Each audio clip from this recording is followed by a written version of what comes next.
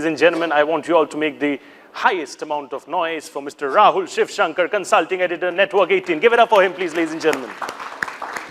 Thank you, sir, and over to you. Pleasure, sir. Good morning, friends. It's a delight to be here at the ImageX 2024, which is, of course, brought to us by Ad Gully. I've been asked to speak on an interesting subject today, the impact of independent media on mainstream news.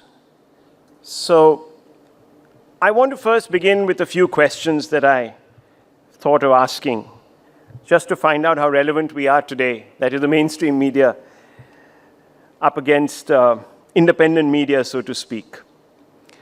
How many of you, and you could just raise your hands and give me a slight idea, how many of you begin your day by looking at your WhatsApp forwards and other non-mainstream sources of news for your information? Hands up, please.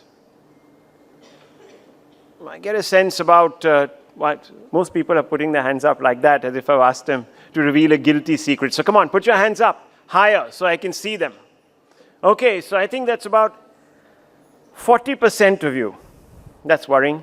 That's very worrying. It is a guilty pleasure. I think you should stop.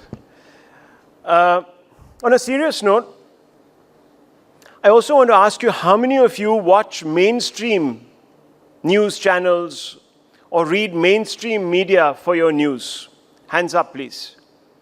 Okay, so it's a split. So that means 50% of you don't watch me, which is great. 50% of you don't know who I am. That's even better. So I can speak with my heart on my sleeve. Well, friends, there is no doubt that the media landscape has actually become more democratic today. You have with us a young man who just introduced this show. He's from the independent media. He does his own podcast. He has top guests. We saw the whole legacy, the whole galaxy of those top guests on his show, and he probably gets a lot of views. He's eating into my salary. He's stealing my viewer. Now, what do I do? Where do I find my little niche? How do I get the 50% of you back from these great competitors? Now, we watch, at least I'm talking about the news space, so many YouTubers. Some of them were journalists and now no longer journalists. They want to be independent. And some of them we think are great, and we subscribe to them and we listen to every word they have to say. They're quite opinionated. Wouldn't you agree? Yes, no? They're quite opinionated, yes? Absolutely. But the trouble is that when I become opinionated, then you say, "Ye kaisa anchor hai yaar? He's taking a position."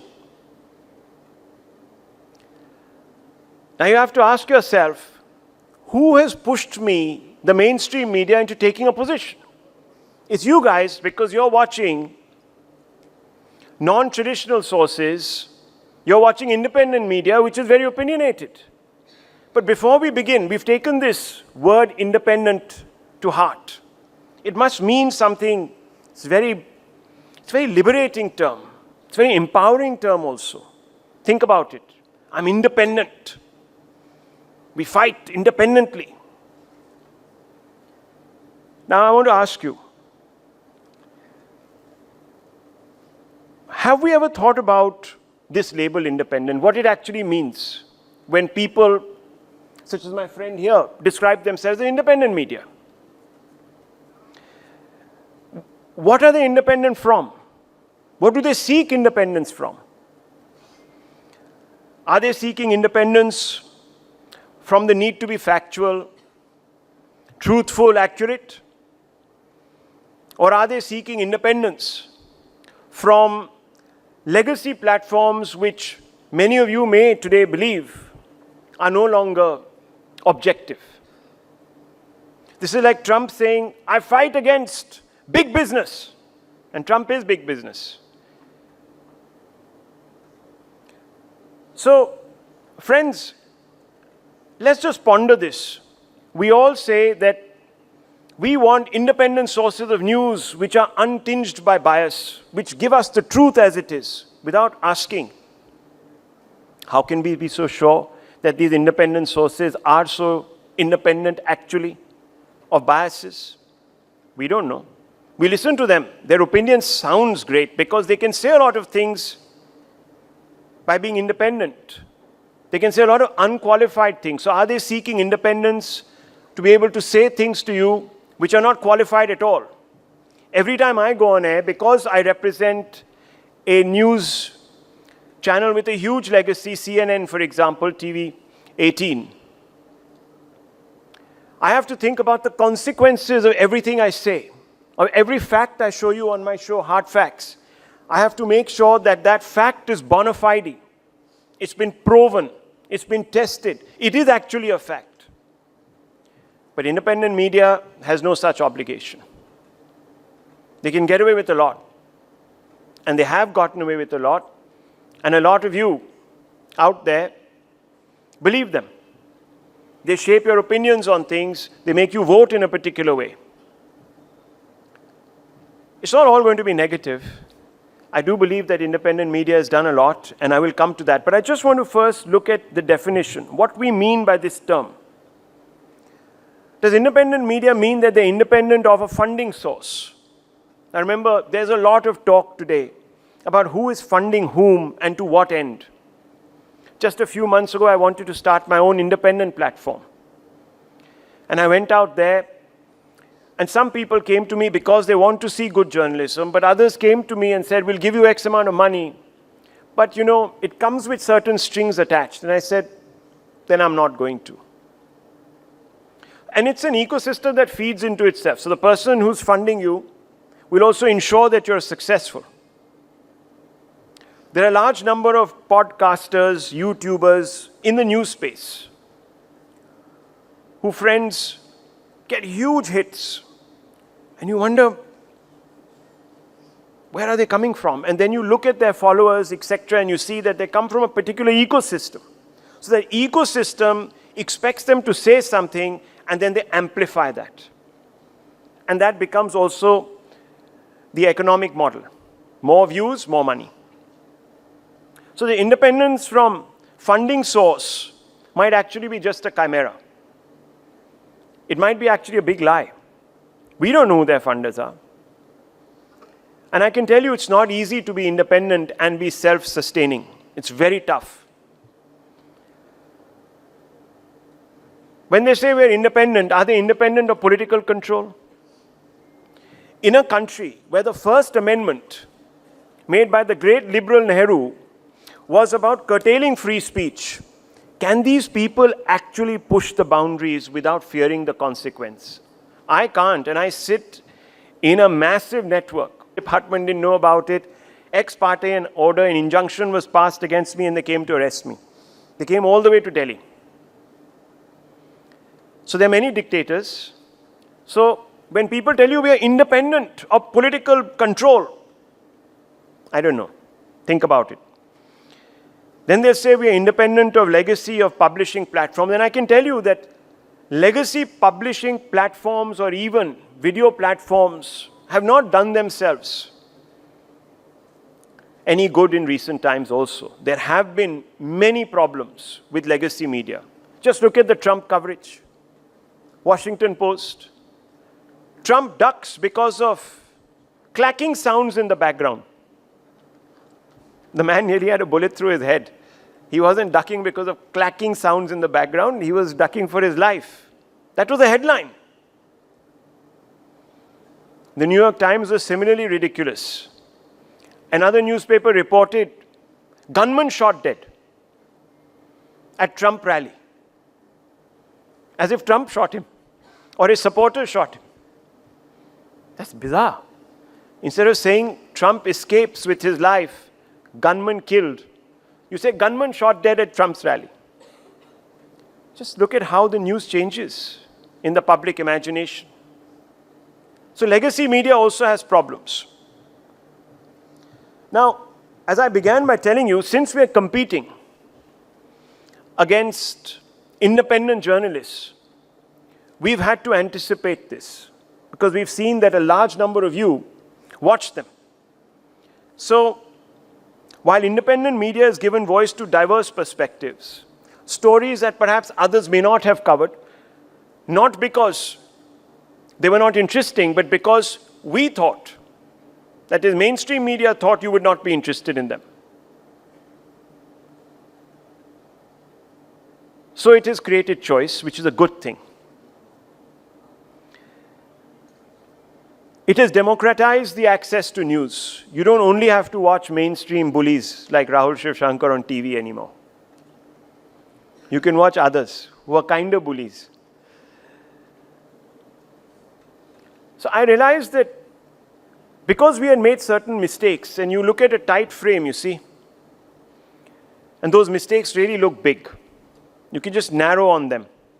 And they say, oh, these guys in mainstream media, these anchors, etc., they're not worth it. I used to wonder, why is it that all these independent media chaps have such a problem? Why do they keep writing? There are certain publications that only write about media. I'm like, what is their problem? I don't write about X and Y. And I realized that they were doing what everyone classically does in a competitive space. Criticize the established so that people start moving away from the established and they look for alternatives. Politicians do that all the time. Criticize Modi, criticize Rahul Gandhi so people can move away from them, right? So that was happening. But some of that criticism was justified, so I'm not going to quibble about it. It's our responsibility to ensure that we don't make even half a mistake. So the one thing that independent media has done has made mainstream media more conscious about the red lines, because you can get exposed. So it's put the fear of God in us, which is very good for you. And the 50% who don't watch must start watching, because you'll get more value now than in the past. You might have even seen the change over the last year or so on mainstream media. Very few people have these massive shouting matches and 20 people on air at the same time. It's reducing. I can speak for English media with certain certitude here. I don't know about the others. I'm not such a follower of Hindi media, etc. But I can certainly speak for English news media. I think we've got a kick in our pants, as they say. But this shift away from mainstream, as I began by saying, has raised concerns about credibility, fact-checking, accountability. These WhatsApp forwards that you get, for example, and soon you will get AI-generated video of politicians saying something, and you won't be able to figure out for yourself if this is true or if it's false. In this election, for example, one top politician, his video was doing the rounds, in which he basically said that we are going to change the constitution and get rid of reservations. Now, that clip went completely viral. And it so affected the campaign that a large number of traditional voters of that party deserted them. And that politician and the entire apparatus of a political party, which is 100 times bigger than any channel, went out of its way to say this is a fake clip, they filed cases, it didn't make a difference. That clip had gone so deep into the psyche, let alone the ecosystem, that it influenced people's choice. So, this problem of fake news marrying AI is something else that can land in your phones. Who do you go to? It's not as if Meta or others have any real accountability. They have any editors that are saying like we take responsibility. No, they're like Uber. They agglomerate content. दुनिया की सारी taxis जमा कर दी, फिर आपको number दे दिया, you can go. Driver may be, may not be, good, bad, ugly, don't know. They just collect content and they feed it. No checks and balances. Mainstream media has checks and balances. We can be held up. As I told you, I had to run away for doing a good story. I had to run away to Colombo. Can you imagine? They didn't even pay for my holiday for 3 days. But nonetheless. So, friends, we have to be careful Independent media also operates outside traditional editorial standards. They can say a lot of things that I know, for example, about certain people. But I can't say it because I don't have the proof to make a case at that moment. But they can say it. So they are always ahead of you because they've already told the story. It could be right, it could be wrong. A lot of the news, for example, on a big fight that is taking place internally in an Indian state between a very well-known chief minister and some of his party mates, the details of that story are already out. And I am scratching my head and saying, yaar, iska to main bite leke hi confirm kar sakta hu. I can only ask somebody on record to confirm this before I run it. What do I do? But you see, X, Y, and Z have done it. They're getting the views. And when by the time I come with my, it's like, the golgappa has already been given and I'm still getting the golgappa without the pani and giving it to you. And you'll say, "Arey, pani to humne pee liya, wo to zyada tasty tha." Why do I have to listen to Rahul Shivshankar, who's only giving me the shell of the golgappa? So friends, there's that problem also. So this shift is A, troubling, and B, it's good. So there are two contradictions. I don't know how they're going to resolve themselves, friends, but we have challenging period ahead. As a mainstream legacy platform, there's a big challenge ahead.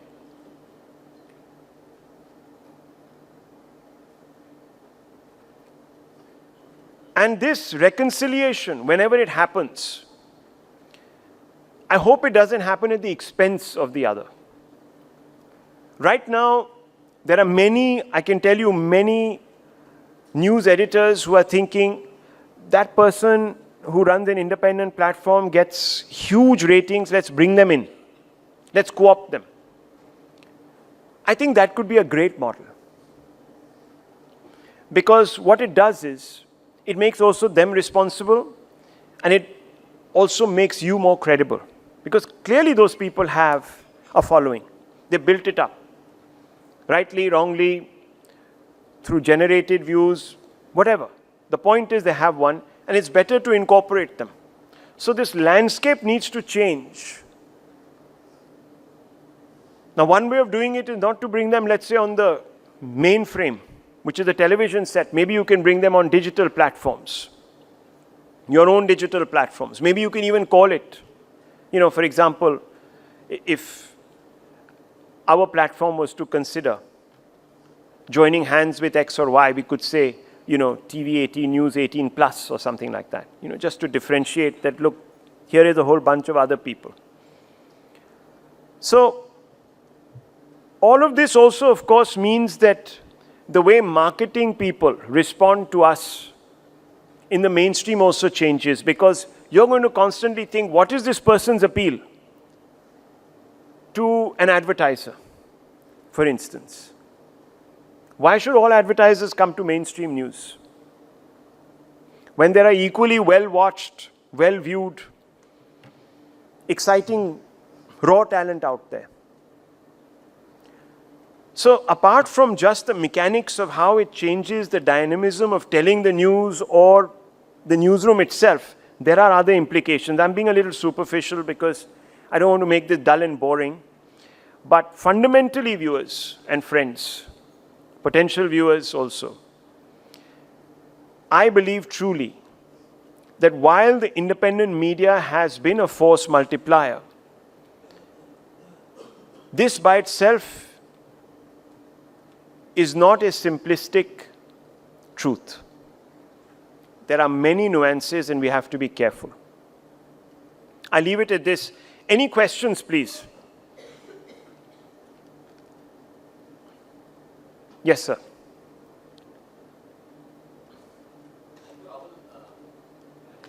So your name? Morning, sir.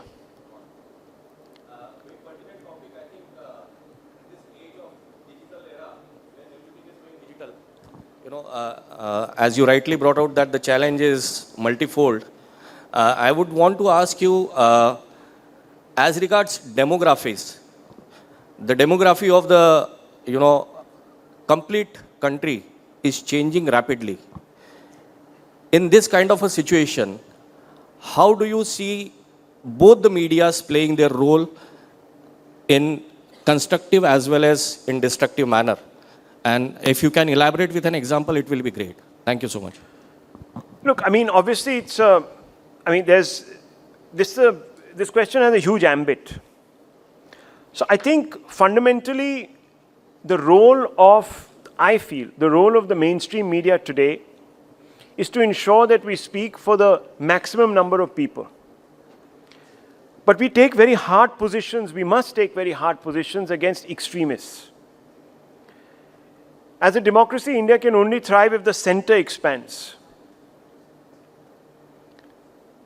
The trouble today is that whether it is independent media or it is, I realized that what people were looking for was actually information, to understand, comprehend. And if you see, newspapers have also started responding. So in the Express, there is this explained page where they look at an issue in detail and tell you what does it mean for you. So if the finance minister decides to tax X, how does it affect you? And there'll be a bunch of questions and a bunch of responses, or on certain issues like how does a new law, for example, change your life, or Supreme Court on abortion, or whatever it is, they'll explain it. Explainer format. So I started, beginning of my show, on the back of hard facts, started putting out explainers to say, okay, these are the facts, this is what it means, and here is one interpretation. Here is one interpretation based on these facts. Like two lawyers, the charge sheet is one. One argues for innocence, one argues for guilt. The charge sheet is the same, the facts are the same. So then it became important to get somebody from the other side to say, okay, these facts you have listed, fine, they're perfect, but the interpretation might not be exactly according to my view. Here is the counter view. So I'm noticing that over a period of time, either journalists have become completely explanatory. So you have certain formats where they're just taking the news and giving explanations, especially in the English space. Or they're doing both. They give a point of view with the facts, explain the story, and then open it out to 2 or 3 panelists, in the hope that we can have an informed opinion, people illuminating those facts with a different point of view, so that the viewer gets a broad spread. That's what we're doing, and that is because of the migration away from mainstream TV to others. So we've brought that back, and remember, there is one disadvantage. All TV traditional broadcasts have to factor in ad breaks, have to factor in time and duration. So we can't do, for example, a 2-hour-long interview with somebody. That just is not part of the format. So you can do it on digital, but you can't do it on a linear medium like television. So we're struggling, but I think we've been able to now, slowly, as I was saying, over the last 1 year, I'm seeing a change. And hopefully, it'll be a more meaningful one. Yes, sir.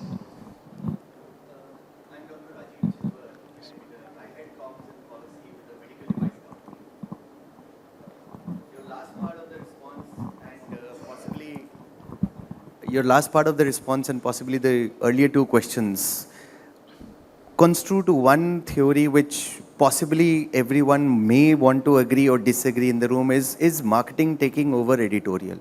You're an editorial head. You decide on what content goes. You said, we need the 2-minute breaks, which is mandatory. You can't do a 2-hour-long debate. Then we have deepfakes, AIs. We have to also entertain all the advertisers. Is marketing really taking over editorial and the editorial space getting disillusioned? So, look, one is the politically correct response, no. The other one is, when did it not? I mean, I was having this conversation with people and they said, oh, you see, what do we do about, where do we go from here? We have become we're so divided. People take a particular line. And then I began to scratch my head and I said, who did I appreciate as a great journalist about 20 years ago? I'm 49. So about 20 years ago, I was looking for role models. Who should I emulate. And my own uncle is a man called Karan Thapar, for example, and we are on the same group. And his view is completely, rigidly, anti-Modi irrationally. Now, he's not backed by, let me be honest with you, by any, he does a podcast really, which he puts out. So what is driving that view? It's not marketing. It's his ideology. So I'm up against a person who's saying those things. And then when I take a position, which might be contrary to his, my motive is suspected. So I'm first talking about that limitation. Because there are ads running on my channel, people might think, or because today, the government is perceived to be strong. Now, I had a other relative who actually praised the emergency. We've had a large number of people who have told us, journalists, opinion makers, that ex-politician, one of our first great leaders, a prime minister, is a very liberal man. When you really look at the record, it's not true. That person banned 60 books, 80 movies, suspended several governments, passed the First Amendment, and then you begin to wonder, where did I get this from? I get it from the media. So, people have been allied. Now, was that because of marketing? I think let's change the dynamic. We are all looking for relevance. Okay? We want to be watched. We want to be read.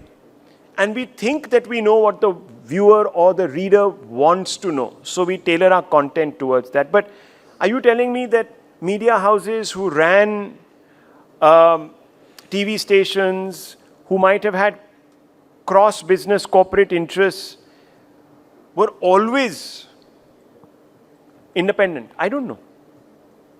I don't think even in the West that is true.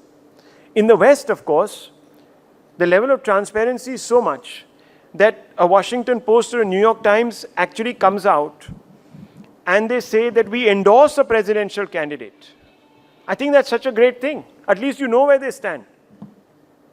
But if you suggest it here, अरे भाई तुम तो गोदी media. So what do you do? And that is supposedly the oldest mother of democracy, right? America. Where the newspaper says, I endorse Trump, I endorse Biden, I endorse Kerry, I endorse Bush, I endorse Obama. And why? These questions are not asked there. Now, of course, they are being asked. Because people are also trying to, paint themselves up as the guardians of journalism. Then don't do that. If you're endorsing somebody and you're taking a position, then don't say, oh, like The Economist. It took a position against Brexit completely. And then I say, I'm giving you an independent view on Brexit. Read me to understand Brexit. I'm like, आपने तो यार editorial लिख के बोल दिया, you support Brexit, then obviously all your journalism is going to be directed in that way. But you will give India a lecture on democracy and freedom of the press, etc., etc. So all of this, these contradictions are there, sir. It's not so easy. It's not so black and white. Okay, final question, please. Yes, ma'am.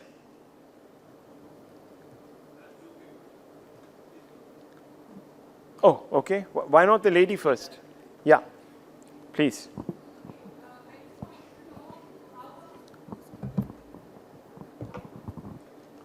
How are news channels dealing with the challenge of appointed viewership fading away right now in these times? Well, I think there are two aspects to this. You are curating content, and that's one of the reasons why I said that you're becoming more explanatory in your delivery. You're giving facts to explain, make people understand things so that they can go on digital. And you get reach on digital. I think what is fundamentally happening, and I think the shift is going to come soon. It'll come back to us, the viewership, because again, I'm seeing that in the West where they're perhaps about 2 or 3 years ahead of us in trends, I'm beginning to see once again now people tiring of this beast called independent media. It'll take about 2 or 3 years here. But it also depends on how well, for example, we do in winning back the viewer. So a lot of things that has driven that viewer away, we must introspect and get rid of that and come back. And as I'm telling you this, I'm seeing it happening. And I'm also beginning to hear from a lot of people that they're appreciating more balance now amongst mainstream. So I think we just have to give it time, and it's a phase, and I think we'll overcome that phase. And I think a lot of, as I said, platforms are also tailoring their content towards digital side. So it doesn't really matter. Appointment viewing is now a very nebulous concept. It's actually about brand. So you're not attracting advertisements and advertorials and clients because of your immense reach anymore. I think it's brand power. So if you represent a set of values and people think that you are credible, they'll come back to you. And that's what the New York Times has done successfully at this moment. I hope it continues down that path and doesn't get whacked by the exigencies of politics. Yeah, last question, please. Yes, sir.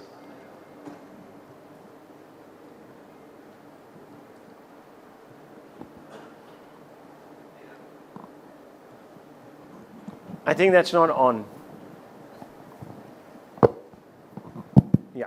Oh, yeah. So, Hi, Rahul. morning. Hi. I'm Prageesh. I'm head of Copcom Air India Express. And thanks for giving this opportunity to ask a question to a journalist, which is very rare.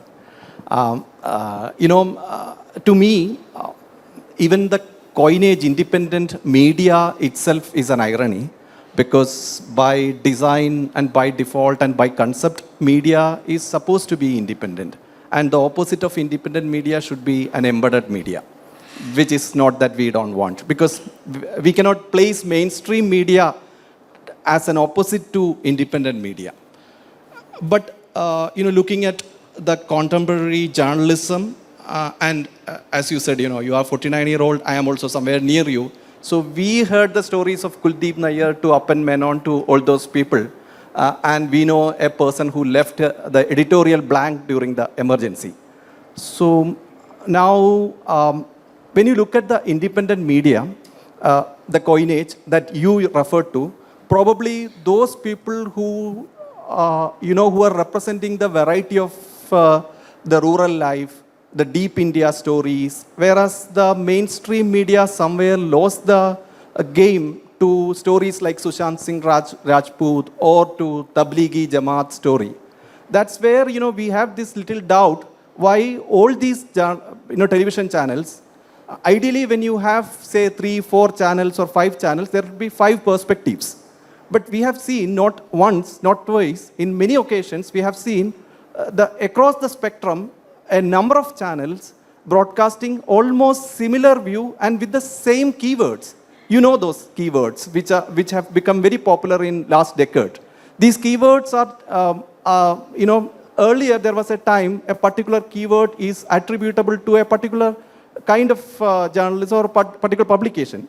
But now you can pick these keywords. If you do a keyword assessment, you will see that these keywords are repeated in Times Now or in TV18 or any other place. So that's where we think that there is another set of people who are talking, who are addressing variety of topics, whereas these guys, most of the time their editorial decisions are similar, the main story is similar, which is in fact detrimental to your business interest as well. Because I'm having a remote control and I can surf through it, and if it is the same subject which is being debated on all these channels, that's where we have this little apprehension. But I do endorse your view that the gatekeeping aspect is missing in independent media. We don't have the wherewithal to do fact check, or we don't have the wherewithal to even go and file defamation suits against them. That's something worrying us as well. So this is what I wanted to add to your conversation. Okay. Thanks. Thank you, everybody. Thank you very much for giving me some time. Thank you, ma'am, for having us here, giving us this platform. Thank you very much. Thank you. Have a good day.